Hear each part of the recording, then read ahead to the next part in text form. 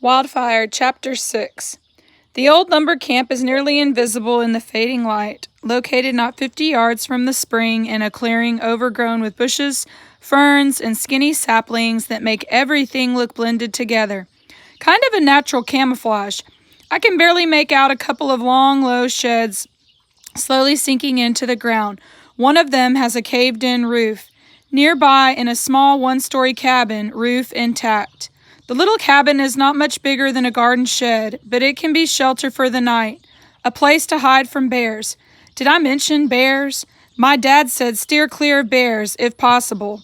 Mostly a black bear will leave you alone, he said, but not always, especially a mama bear with cubs. Very dangerous. So bears have been on my mind ever since the sun started setting. And when you're thinking about bears, every clump of bushes looks like one, ready to charge. I hurry across the clearing and get to the sagging front porch of the cabin just as darkness falls like a hot, steamy blanket. I can barely make out the front door and expect to find it locked. Maybe I can skinny through a window or break in if necessary. This is an emergency, what with the wildfire coming to get me if the wind shifts. But when I thumb the latch, the door swings creakily inward. "Anybody home?" I call into the darkness, not really expecting a reply. The air inside is hot and stale and smells of wood and pine sap. Sweat trickles down my forehead and stings my eyes. Sweat from the heat, but also from being afraid, spooked by the dark and terrified the fire will catch up. I feel along the wall beside the front door, hoping for a light switch. No luck. Doubtful the cabin has electricity. I sure didn't see any power lines nearby. As I search for a light switch, something hard and solid bumps my wrist. It's all I can do not to scream. Was that a bony hand?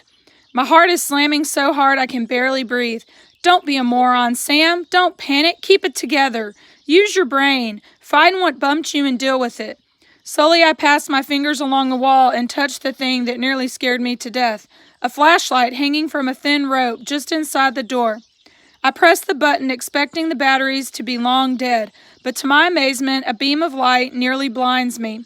I've never been so grateful for such a small thing, a simple flashlight. Thank you, I say to whoever was thoughtful enough to leave it hanging by the door. Thank you, thank you, thank you. The warm beam of the flashlight lights up a small, tidy interior, a pot-bellied cast-iron wood stove with a tin chimney going up through the roof, a little square table with two spindly chairs, a narrow bunk, a stack of wooden crates piled up against the back wall, and dust, lots of dust. I check out the top crate, plastic gallon jugs of supermarket water. The labels haven't faded or peeled, so they can't be very old. The lumber camp looks abandoned, like the logging is long over, but it seems like someone has visited this cabin recently, which explains the flashlight and the fresh jugs of water.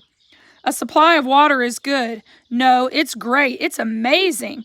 But I'm suddenly so exhausted I can barely keep my eyes open. I head for the narrow bunk, thin mattress, no sheets, but I'm grateful to have a bed.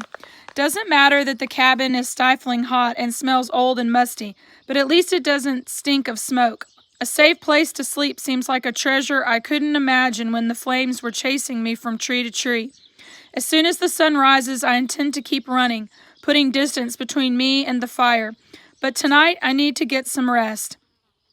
I lie in the dark wishing I were home. My mom and I live in Wells, Maine, not in the beachy touristy part, but out in the woods in the sand pits, which is fine. I like it out there. At night, you can hear the coyotes yipping under the power lines, yipping and howling, singing to each other. Kind of scary if you've never heard it before, but once you know, it's like listening to a family conversation. Dad, Mom, and the kids. I miss it. I miss it. I miss it. I fall asleep worrying about my mother. Did the people at the clinic tell her I was missing? Will she stay in the program, or will she quit and try to find me on her own? I can hear myself begging her, 28 days, Mom. That's all you have to do, 4 weeks, and then you'll be free. No more pills, your mind will be clear. I'll go to summer camp, and you'll go to rehab. They'll help you, Mom, I promise. Stay in the program, please. No more pills, no more pills, no more pills. Pray for no more pills. I sleep like the dead.